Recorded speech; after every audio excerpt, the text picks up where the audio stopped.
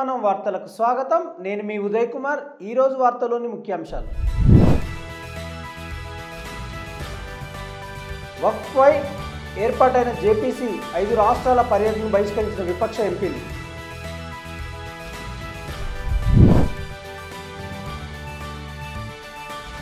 మిజోరంలో భారీగా ఆయుధాలు స్వాధీనం, 2 అరెస్ట్.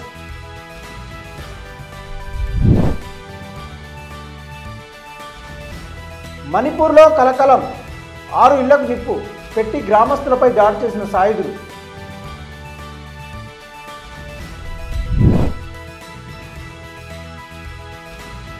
తోపుడు బండి సాదిక్గా వింతికెక్కిన గ్రంథాలయ ఉద్యమకారుడు షేక్ అలీ కన్నుమూత.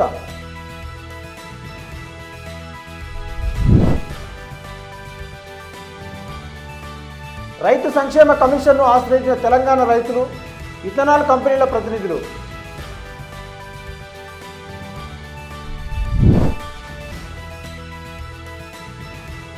గాజా యుద్ధాన్ని ముగించాలని ట్రంప్ను కోరిన అమెరికా ముస్లిం సమూహం.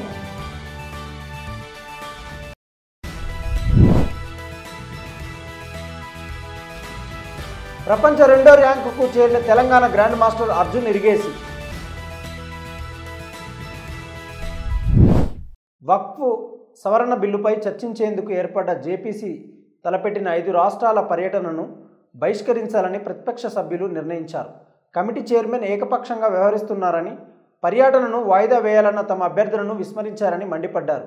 ఈ మేరకు కోల్కతాలోని ప్రెస్ క్లబ్ విలేకరుల సమావేశంలో పార్టీ ఎంపీ నడిముల్ హక్తో కలిసి తృణమూల్ కాంగ్రెస్ సభ్యుడు కళ్యాణ్ బెనర్జీ మాట్లాడారు. కమిటీ చైర్మన్ జగదాంబికా పాల్ ఏకపక్షంగా చర్యలు తీసుకున్నారని, కొన్ని స్థానిక విషయాలను పరిశీలించడానికి కర్ణాటకను సందర్శించారని ప్రతిపక్ష సభ్యులు ఆరోపించారు. కమిటీకి దర్యాప్తు అధికారాలు లేవు, దాని పని బిల్లుపై చర్చించడం మాత్రమే. అంతేకాదు, చైర్మన్ ఏకపక్షంగా వ్యవహరించలేదు, కమిటీ సమిష్టిగా వ్యవహరించాలని ఏఐఎంఐఎం ఎంపీ అసదుద్దీన్ ఓవైసీ ఎక్స్లో పోస్టు చేశారు. కమిటీ ఇప్పటికే కర్ణాటకలో పర్యటించి అక్కడ వివిధ వర్గాలతో సంప్రదింపులు జరిపిందన్నారు. మేము పార్లమెంటరీ విధానానికి కట్టుబడి ఉన్నాం కాబట్టి కమిటీ ఏర్పడినప్పటి నుండి చైర్మన్ అనుమానాస్పద శైలిని మేము వివరించే స్థితిలో లేము. చైర్మన్ ప్రవర్తనను లోక్సభ స్పీకర్ గమనిస్తారని నేను ఆశిస్తున్నానని ఓవైసీ అన్నారు. శనివారం నుంచి 6 రోజుల పాటు గౌహతి, భువనేశ్వర్, కోల్కతా, పాట్నా, లక్నోలో సమావేశాల కోసం కమిటీ చైర్మన్ షెడ్యూల్ని నిర్ణయించినట్లు బెనర్జీ తెలిపారు.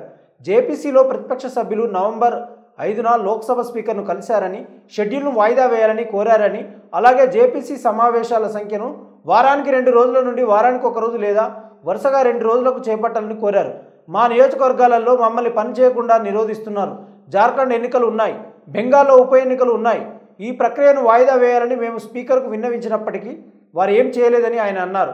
ఈ ప్రక్రియను కూడా కమిటీ చైర్మన్ అపహాస్యం చేస్తున్నారని ఎంపీ ఆరోపించారు.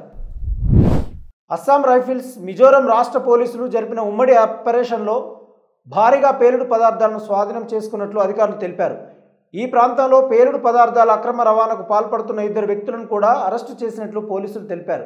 ఆయుధాల అక్రమ రవాణా జరుగుతోందన్న సమాచారంతో పోలీసులు ఈ ఆకస్మిక దాడులు నిర్వహించారు. అధికారులు సెర్చిప్ తెనాల్డ్ మార్గంలో ప్రత్యేక చెకింగ్ డ్రైవ్ నిర్వహించారు. అక్కడ వారు 2 అనుమానితులు తీసుకువెళ్తున్న వాహనాన్ని, మందుగుండు సామాగ్రిని పట్టుకున్నారు.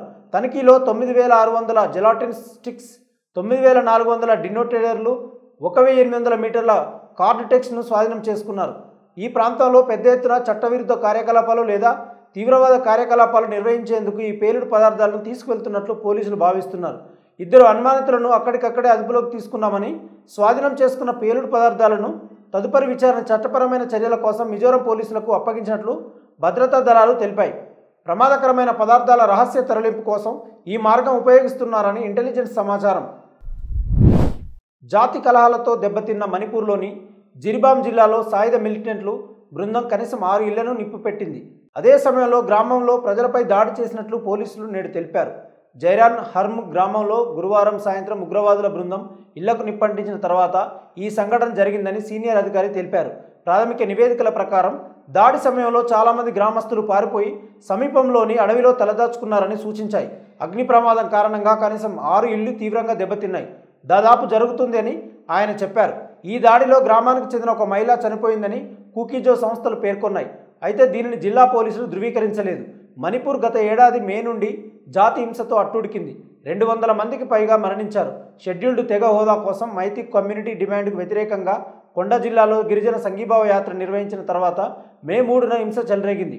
మణిపూర్ జనాభాలో మేటీలు దాదాపు 53% ఉన్నారు. ఇంపాల్ లోయలో ఎక్కువగా నివసిస్తున్నారు. నాగాలు, కూకీలను కలిపి 40% ఉన్నారు. వీరంతా ఎక్కువగా కొండ జిల్లాలోని నివసిస్తున్నారు. సీనియర్ పాత్రికేయుడు, గ్రంథాలయ ఉద్యమకారుడు, తోపుడు బండి ద్వారా ఇంటింటికి సాహిత్యాన్ని పరిచయం చేసిన షేక్ సాదిక్ అలీ గురువారం తెల్లవారుజామున గుండెపోటుతో మరణించారు. తొలుత ఛాతీ నొప్పితో ఖమ్మంలోని ఓ ఆసుపత్రిలో చేరారు. పరిస్థితి విషమించడంతో హైదరాబాద్లోని ఓ ప్రైవేట్ ఆసుపత్రికి తరలించగా మృతి చెందారు. సాదిక్ ఖమ్మం జిల్లాలోని కల్లూరుకు చెందినవారు. వినూత్న కార్యక్రమాల ద్వారా తెలుగు సాహిత్యానికి గణనీయమైన సేవ చేశారు. విద్యార్థి రాజకీయాల్లో చురుగ్గా పాల్గొన్న సాదిక్ ఓయూలో ఉన్నతాభ్యాసం చేశారు. కొన్నాళ్ల పాటు ప్రముఖ దినపత్రికలో జర్నలిస్టుగా సేవలందించారు. తోపుడు బండి ద్వారా తెలుగు సాహిత్యాన్ని ఇంటింటికి పరిచయం చేసే వినూత్న ఉద్యమాన్ని 2014లో ప్రారంభించారు. ఆనాటి నుంచి తోపుడు బండి సాదిక్గా సాహిత్య అభిమానుల అభిమానాన్ని పొందారు. పుస్తకాలతో నిండిన తోపుడు బండి నెట్టుకుంటూ పల్లెకు ప్రేమతో నినాదంతో 100 రోజుల్లో 1000 కిలోమీటర్ల యాత్ర చేపట్టారు. తోపుడు బండి ఫౌండేషన్ ద్వారా ఖమ్మం, వరంగల్ జిల్లాలోని మారుమూల పల్లెల్లో 150కి పైగా గ్రంథాలయాలు నెలకొల్పడంలో ప్రధాన పాత్ర పోషించారు. మరికొన్ని గ్రంథాలయాలకు పుస్తకాలు అందించడంలో సహకరించారు. సాదిక్ మృతి పట్ల పలువురు కవులు, రచయితలు సంతాపం ప్రకటించారు. ఫేస్బుక్ వేదికగా సంతాప సందేశాలు వెల్లువెత్తాయి. ఖమ్మం జిల్లా సత్తుపల్లిలో అంత్యక్రియలు నిర్వహించారు. జర్నలిస్టుగా, సంఘ సేవకుడిగా విశిష్ట సేవలందించి తోపుడు బండితో పుస్తక ప్రియులకు సుపరిచితుడైన సాదిక్ మృతి బాధాకరమని బీఆర్ఎస్ నేత, మాజీ మంత్రి హరీష్ రావు పేర్కొన్నారు. సాదిక్ అలీ మరణం పట్ల పలువురు సాహితీవేత్తలు నివాళులర్పించారు. తెలంగాణ బుక్ ఫెయిర్ అధ్యక్షులు కవి యాకూబ్, తెలంగాణ సాహిత్య అధ్యక్ష కార్యదర్శులు వల్లభాపురం జనార్దన ఆనందాచారి సంతాపాన్ని ప్రకటించారు. ఇథనాల్ తయారీ యూనిట్ల స్థాపన పరస్పరం లాభదాయకంగా ఉందా లేదా అనే అంశంపై రైతులు, ఇథనాల్ తయారీ యూనిట్ల ప్రతినిధులు నిన్న బీఆర్కే భవన్లో తెలంగాణ వ్యవసాయ రైతు సంక్షేమ కమిషన్ను ఆశ్రయించారు. ఇథనాల్ తయారీ యూనిట్ల ఏర్పాటుపై రైతులు, ఆయా యూనిట్ల ప్రతినిధులు అధికారుల ముందు చర్చలు జరిపారు. రైతులు తమ సమస్యలను కమిషన్ చైర్మన్ ఎం కోదండరెడ్డికి అందించగా ఇథనాల్ తయారీ యూనిట్లతో ప్రభావితమైన గ్రామాల్లో పర్యటిస్తామని ఆయన హామీ ఇచ్చారు. ఈ సమావేశంలో వ్యవసాయ కాలుష్య నియంత్రణ మండలి, పరిశ్రమల శాఖ అధికారులు పాల్గొన్నారు. ఇథనాల్ తయారీ యూనిట్లు నారాయణపేట జిల్లా మరికల్ మండలం చిత్తనూరు గ్రామంలో, నిర్మల్ జిల్లా దిలవర్పూర్లో ఉన్నాయి. కాగా తమ ప్రాంతంలో ఇథనాల్ పరిశ్రమ వద్దంటూ మండల ప్రజలు గత 100 రోజులుగా వివిధ రకాల నిరసనలు, ఆందోళనలు కొనసాగిస్తున్నారు. ఈ సమస్యపై ఇప్పటికీ గ్రామ స్థాయి నుంచి ముఖ్యమంత్రి స్థాయి వరకు కలిసి సమస్యను వివరించారు. ప్రజా ఆరోగ్యాన్ని దెబ్బతీసే పరిశ్రమను ప్రజాభిప్రాయ సేకరణ లేకుండా ఏర్పాటు చేయడం భావ్యం కాదని, వ్యవసాయంపై ఆధారపడి ఉన్న ఈ ప్రాంతంలో రైతులకు జీవనోపాధి లేకుండా ఫ్యాక్టరీ నిర్మించడం సమంజసం కాదని రైతులు వాపోతున్నారు. ఎన్నికల్లో ఇచ్చిన హామీ మేరకు గాజా యుద్ధాన్ని ముగించాలని అమెరికా ముస్లిం సమూహం అధ్యక్షుడిగా ఎన్నికైన డొనాల్డ్ ట్రంప్ను కోరింది. అంతేకాదు, విదేశాల్లో శాంతిని కొనసాగించేందుకు వీలుగా తన వాగ్దానాన్ని నెరవేర్చడానికి ప్రాధాన్యత ఇవ్వాలని అమెరికన్ ఇస్లామిక్ రిలేషన్స్ కౌన్సిల్ అగ్రరాజ్య అధిపతికి విజ్ఞప్తి చేసింది. ఈ మేరకు CAIR జాతీయ ఎగ్జిక్యూటివ్ డైరెక్టర్ నిహాద్ అవద్ మాట్లాడుతూ, ముస్లిం ఓట్లను ఏ రాజకీయ నాయకుడు లేదా పార్టీ సొంతం చేసుకోలేదని అన్నారు. ఎన్నికైన వారందరూ ముస్లిం ఓటర్ల అత్యవసర సమస్యలను వాస్తవికంగా పరిష్కరిస్తారని మేము ఆశిస్తున్నాము. ఇందులో ప్రెసిడెంట్గా ఎన్నికైన ట్రంప్ కూడా ఉన్నారని ఆయన అన్నారు. గాజాలో రక్తపాతాన్ని అంతం చేస్తామని ట్రంప్ ప్రతిజ్ఞ చేశారని, ముస్లిం ప్రపంచంలో విధ్వంసం సృష్టించిన మాజీ అమెరికా అధ్యక్షుడు జార్జ్ బుష్, అప్పటి ఉపాధ్యక్షుడు డిక్ చేనీ విధానాలను CAIR జాతీయ ఎగ్జిక్యూటివ్ డైరెక్టర్ నిహాద్ అవద్ ఖండించారు. తనకు మద్దతిచ్చిన అమెరికన్ ముస్లింలతో సహా చాలామంది అమెరికన్లను స్వదేశంలో లేదా విదేశాలలో యుద్ధాన్ని కోరుకోవడం లేదని కొత్త అధ్యక్షుడు ట్రంప్ ఇప్పుడు గుర్తించడం చాలా ముఖ్యమని అవద్ అన్నారు. అధ్యక్షుడిగా ఎన్నికైన వ్యక్తి గాజాపై యుద్ధాన్ని ముగించడంతో పాటు విదేశాలలో శాంతిని కొనసాగించేందుకు తన ఎన్నికల హామీ నెరవేర్చాలి. ఏది ఏమైనప్పటికీ పాలస్తీనా ప్రజలకు న్యాయం, స్వేచ్ఛ అందించాలని ఆయన అభిప్రాయపడ్డారు. గాజాలో జరిగిన మారణ హోమాన్ని వ్యతిరేకిస్తున్న ముస్లింలు, ఇతర ఓటర్లలో వైస్ ప్రెసిడెంట్ హరీస్ మద్దతు కోల్పోవడం నుండి పాఠాలు నేర్చుకోవాలని అమెరికన్ ముస్లిం సమూహం డెమోక్రట్లను కోరింది. మైనారిటీ అయినప్పటికీ అరబ్బు, ముస్లిం అమెరికన్లు ముఖ్యంగా స్వింగు రాష్ట్రాలలో గణనీయమైన ప్రాధాన్యతను కలిగి ఉన్నారు. కాగా 2025 జనవరి 20న ట్రంప్ రెండవసారి శ్వేతసౌధ అధిపతిగా బాధ్యతలు స్వీకరించనున్నారు. తెలంగాణ వర్ధమాన chess star grand master Arjun Erigaisi ప్రపంచ నెంబర్ 2 ర్యాంకింగ్ను కైవసం చేసుకున్నాడు. చెన్నై వేదికగా జరుగుతున్న చెన్నై గ్రాండ్ మాస్టర్స్ 3వ రౌండ్లో విజయం సాధించడంతో అర్జున్ 2వ ర్యాంకుకు దూసుకెళ్లాడు. క్లాసికల్ చెస్ విభాగంలో ప్రస్తుతం మ్యాగ్నస్ కార్ల్సన్ వరల్డ్ నెంబర్ 1గా కొనసాగుతున్నాడు. గత నెలలో 2800 ఎలో రేటింగ్ సాధించిన అర్జున్ వరుస విజయాలతో అగ్రస్థానం వైపు వడివడిగా అడుగులు వేస్తున్నాడు. కాగా అర్జున్ సాధించిన విజయానికి ముఖ్యమంత్రి రేవంత్ రెడ్డి అభినందనలు తెలిపారు. అర్జున్ ప్రతిభ, అంకితాభావం అతడిని ప్రపంచ నెంబర్ 2 స్థానానికి చేర్చాయి. ఆయనకు ఆ సత్తా ఉందని నేను గట్టిగా నమ్ముతున్నాను. అలాగే నెంబర్ 1కి చేరుకుంటాడని ఆశాభావం వ్యక్తం చేశారు. అర్జున్ తన దృఢ సంకల్పంతో యువతకు స్ఫూర్తినిస్తాడని సీఎం ఆశాభావం వ్యక్తం చేశారు. ప్రపంచ 2వ ర్యాంకు సాధించిన అర్జున్ తెలంగాణకు గొప్ప గౌరవాన్ని తీసుకొచ్చాడని సీఎం అన్నారు. రాష్ట్రంలో యువ ప్రతిభ ఇప్పుడు ప్రపంచ చెస్ వేదికపై గుర్తింపు పొందింది. ర్యాంకింగ్లో అర్జున్ 2వ స్థానానికి చేరడం అతని స్థిరమైన ప్రదర్శన కృషి కారణంగానే సాధ్యమైందని సీఎం అన్నారు.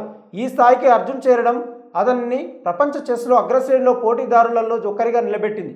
తెలంగాణలోనే కాకుండా దేశవ్యాప్తంగా ఉన్న ఔత్సాహిక చెస్ క్రీడాకారులు, యువ క్రీడాకారులకు అర్జున్ ఇరిగేసి స్ఫూర్తిగా నిలిచాడని సీఎం రేవంత్ రెడ్డి కొనియాడారు. వాస్తవ వార్తలకు ప్రమాణం టీవీ వర్తమానం. ఈ వార్తలు ఇంతటితో సమాప్తం. మరిన్ని విశేషాలతో మళ్ళీ కలుద్దాం. నమస్కారం. సబ్స్క్రైబ్ చేయండి, షేర్ చేయండి, కామెంట్ చేయండి. వర్తమానాన్ని ప్రజల్లోకి తీసుకెళ్ళండి.